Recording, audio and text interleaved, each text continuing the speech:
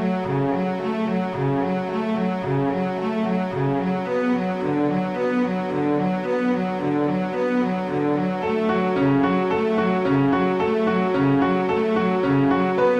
everybody, welcome back to another episode of Card Talk, a podcast where we spend just a little bit of time talking about cards from Lord of the Rings card game. I'm your host, Dave Walsh. And I'm Grant Thompson, just along for the ride. Yes, he is. And Ted Bannock may be joining us halfway through the episode. I don't know. We'll find out. We'll see if that, if his icon comes back. But otherwise, let's talk a little bit about the ways to engage in Card Talk before we start talking about today's card. For anybody who is interested in reading about cards, you can go over to the blog, cardtalk2018.com, where Matt, Cat Attack 22, reviews the cards in the card pool one card at a time, and he keeps up with what we do at the pod here, so you can read his point of view about a card, and you can also see his ideas about how to use them in decks and combinations and things like that. We have Second Breakfast, where Micah has been playing some games with some card restrictions, and he plays certain scenarios, and that's a lot of fun to watch. That's over on our YouTube channel. And we also have a Patreon, so if you enjoy what we do, or if you want to support us for more than 6 years here, Grant, we've been doing this. We've reviewed over 300 cards so far, and we're still going strong.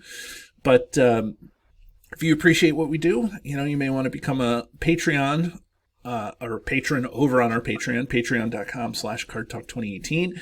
And with that, you get a chance to get swag. We're putting out swag this year. Micah has put together the swag for what we have going on. And trust me, if you are a veteran player or a new player, no matter what, you're going to be able to use the swag. It's not quite anything that we've seen or done before anywhere in the community, so we're excited to bring that to you. You have to be a $5 patron from April through to October, so that's exciting. So that's how to stay in contact with us. But Grant, you have your normal greeting, which is you're just along for the ride here. But what about the Galadhrim's greeting? What's that all about? Well, it's a 3-cost spirit card from the core set, and it has a action that reduces one player's threat by 6, or reduce each player's threat by 2. A very useful card. Yes, it is very useful, and this is one of those cards that has always been good throughout the life of the game. And actually, Cardboard of the Rings, Chad over at Cardboard of the Rings said that this was the card that allowed him to be able to get through Fortress of Nirn, which is one of the hardest scenarios in the game, if not the hardest scenario in the game. So this is from the core set, and he's talking about the last, for the most part, the last scenario that was released in the game, and that's one of the things that I love about this game, is that core set cards don't necessarily have to lose relevance over the lifetime of the game. Faramir, Sneak Attack, Gandalf, they're all really good. Feint, Unexpected Courage, Test of Will. These cards have all maintained their popularity and have maintained their strength throughout the game. Some cards go in and out of favor. But the Galadhrim's Greeting, while not maybe top tier, staple, is definitely a card that I think always gets considered when people build a deck when you're dealing with when you need threat reduction. For 6, 3 cost is steep, but for 6 threat reduction, like that's pretty good and something that I usually am willing to pay for and actually excited to pay for. I'll save to play this. Grant, what do you think of the Galadhrim's Greeting? I think it's one of the best threat reduction cards we have access to. It is highly versatile. If you're in up to in a 3 or 4 player game, that -2 threat equals out to the 6 threat of one person. If you're playing in a 2-player multiplayer game like I usually do, it's usually best to target one person for 6, and then the next time you get a go around, you target the other person for 6. But if you're in a 3 or 4 player game, sometimes it's better to take the 2 across the board. It's highly versatile. It's probably, for me, second best threat reduction card in the game. What's your first? What is it competing with? It's competing with Elrond's Council and the Shirefolk. Yeah. And Elrond's Council has, albeit a very loose restriction on it, that you have to have a unique Noldor in play. And the Shirefolk is, I don't know. Control all hobbits, heroes. Yeah, so there's a couple of things that are going on there. So this you don't have to have any. No, that's why I said it's pretty much top tier. Right. Yeah, absolutely. What about Gandalf? Do you use him for threat reduction? I used to when I first started playing Lord of the Rings. Since I have expanded, since the card pool has expanded and I have gotten, I dare say, better, but more comfortable with the cards. I generally don't use Gandalf for threat reduction unless it's an absolute necessity. I would much rather use his ability to either draw cards or potentially damage another enemy. Yeah, I agree. It's sometimes it's nice to have the flexibility that Gandalf has, Yes. But I don't usually use him to lower my threat. I don't use him as my solution for threat reduction. Exactly. He's there as an emergency button if you need to, but preferably you'll use something else. Right. Yeah, we could.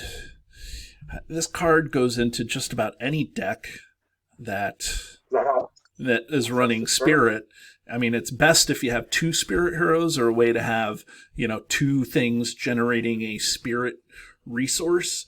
Or if you have your Spirit hero that has like Steward of Gondor on it, or if you're in Secrecy, Resourceful, or something, 3 rounds of Spirit resources is usually tough when you're only playing with 1 Spirit hero, because Test of Wills and Spirit, and so if you're playing with Spirit, typically there's a lot of other cards you're going to be running in that Spirit deck that are not this card. So, and that may be its biggest downside, is that Spirit is jam packed with all sorts of events and attachments that you want to play, and then to kind of find room for this, you're like, what can we do?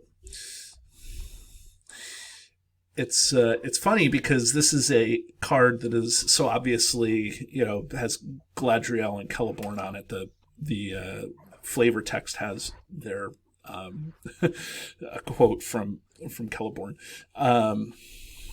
or maybe not from Celeborn, maybe from Haldir. But anyways, the point is that it's funny that maybe the best threat reduction for a Sylvan deck is probably Island Amid Perils and not this card. But so it's kind of interesting how that worked out. But this card just kind of fits in everywhere. And you touched on it a little bit. it scales up, and you can play multiplayer with this, and you can reduce if you're playing 4-player, reducing everybody's threat by 2 is pretty good. And if you're playing the Saruman doomed deck in multiplayer, this card is going to go in there, and you're going to help everybody out by lowering other people's threat. So being able to target other people is really good. So what am I missing, Brant? I think we've covered just about everything. It doesn't have any restrictions, so it means it's more versatile than, like I say, Elrond's Council or the Shire Folk, which also cost 1 for 3 and 4 threat reduction each. Well, I don't think so. Neither of them cost anything. Both of those. That's what I'm saying. They cost 0. Oh yeah, okay. They cost 0. Right. But they do have the restriction of either needing an old in play or having Hobbit heroes in play. Some other notable threat reductions that give you similar sort of threat reduction are attachments like the Woodsman's Clearing, which costs 1, but you attach it to a location. Once that location's cleared, the first player reduces his threat. After that, you've got Secret Vigil, which is a tactics attachment attached to an enemy. That enemy, you then, once that enemy is defeated or destroyed, you reduce your threat by that enemy's threat, total, like, printed threat. Right. Whereas the Galadhrim's Greeting, you're paying 3 for 6. So... Yeah, sometimes there's other spirit threat reduction. I mean, threat reduction is kind of the spirit thing. Galadriel's really good threat reduction, but this is a huge chunk of threat reduction, and that's good. There's back. What's the side quest? Double back. Double back is correct. Oh, hey, there's Ted. I doubled back. He doubled back on us. Sorry, we were just talking about other threat reduction, and Grant got to, he was talking about Secret Vigil and some of the other off-sphere threat reduction stuff. Oh. And so... Yeah, which obviously is highly clubbed as the Galadhrim's Greeting at 6. Right. Ted, very briefly, because we're up against time here, but since you joined us, first of all, how's dinner? Delicious, thank you. Okay, great. What was for dinner? It was sandwiches, like hot sandwiches. Hot sandwiches. That's good. And if you could reduce your threat by eating a hot sandwich, would you? Yes. Most definitely. I'd pay about 3 resources to do it. Yeah. No.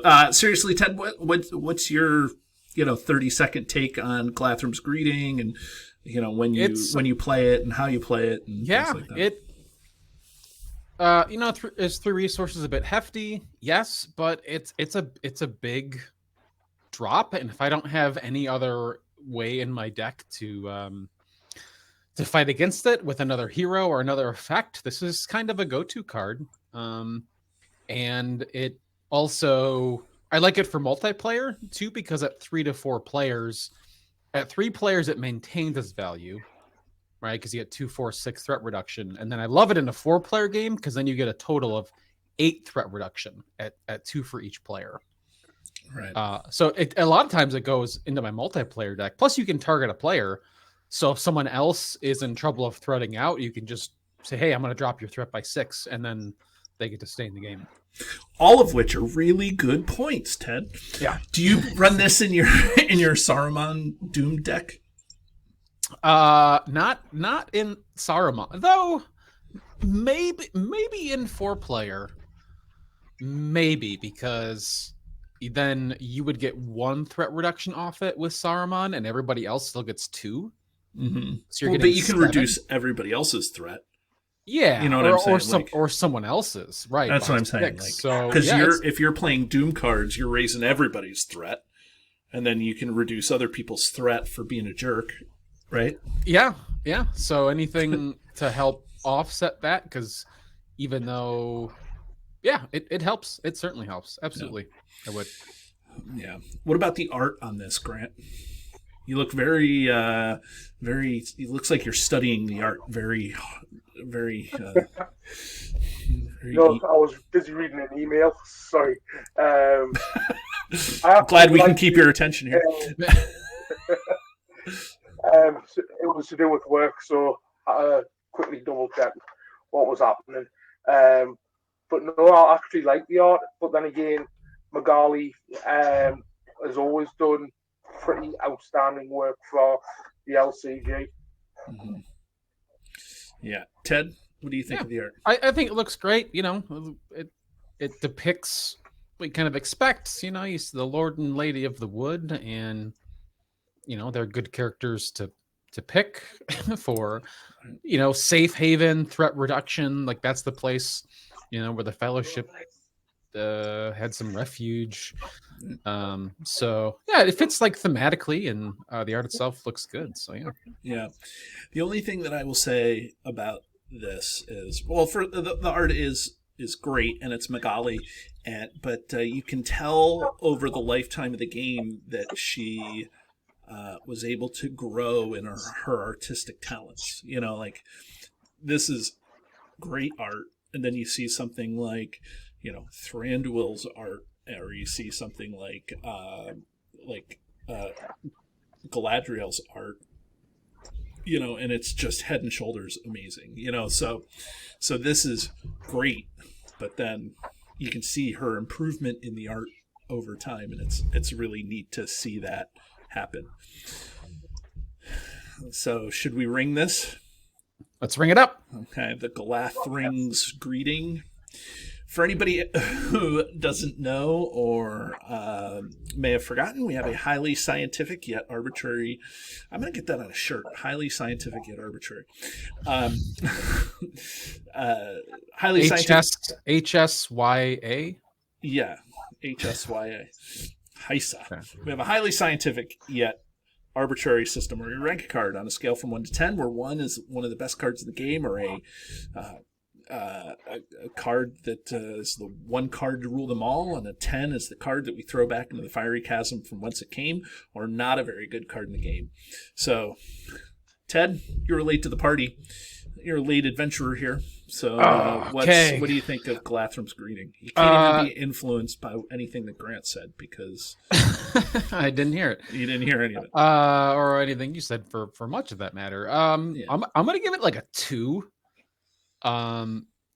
Because as they're more consistent, well, I shouldn't say this card is very consistent, right? It always drops your threat by 6. And there's even a couple ways to get its cost reduced. But it's a strong number, like 6 reduction, and so it's just reliable. And you're like, I want to reduce my threat. This card does it easy. No, it's not conditional. You just got to have the other than having the resources and it, of course, in your hand. So it's good. Yeah. Is a good meal for attachments? Yes. Or is it, yeah. Well, it's an attachment that only reduces 4 events. Events, right? Yeah. So yeah. I mean, it's an attachment that reduces events, right? Yeah. By 2. And so like which happens to be in Sphere for Frodo, Spirit Frodo, and so this is a great card to use with that. I have to get my Hobbit analysis in there real quick. So, you know, you can play, you know, Spirit Pippin, who Spirit. also raises your threat. Spirit Pippin. And you would need threat reduction. When you said, I heard you say Spirit Pippin, but I processed Spirit Mary, which is lowering threat. Like it's, I don't know. Anyways, yeah, Spirit Mary, you kind of don't need this card at all. You could just play. Yeah. Right. Anyways, so that's good, but I'm going to give this card a 3. I don't think it's quite a 2 because there's so many other options. It's definitely not a 1, but it's a 3 because it's still a pretty consistent option when you need, as long as you have spirit access and you need to lower your threat. This card's going to do it. There's not very many stipulations on it. Grant, what do you think? I'm giving it a 2. It's a brilliant card. Hands down. I put it in nearly every deck I can. Wow, I didn't know that you loved it that much.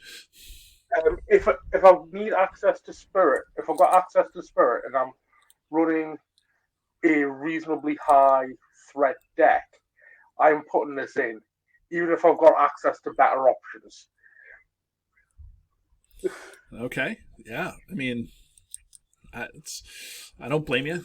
So, me with the 3 is panning this card, I guess, but not really panning. It's still a great card. Well, everybody, join us again next week as Ted's dinner slowly digests and we see him talking about more cards in the game. Everybody have a great week. Do you love the content? Here's what you can do to stay connected. Become a patron. The money collected through Patreon goes into keeping the lights on here at the podcast. We love our patrons, and you can join at many different levels. Visit patreon.com/cardtalk2018. You can subscribe to us, whether you're watching our YouTube channel or you're listening to us in your favorite podcatcher. Hit the subscribe button to get notifications of all our new episodes. Didn't know we were an audio podcast? Find us by searching Card Talk to get access to our 120 plus regular episodes. Didn't know we were a video channel? Find us by searching Card Talk LOTR LCG on YouTube. And there you can find not only our regular episodes, but you can find our bonus playthroughs and other content related to the game. Want to get a hold of Ted, Grant, or myself? Feel free to email the podcast at cardtalk2018@gmail.com.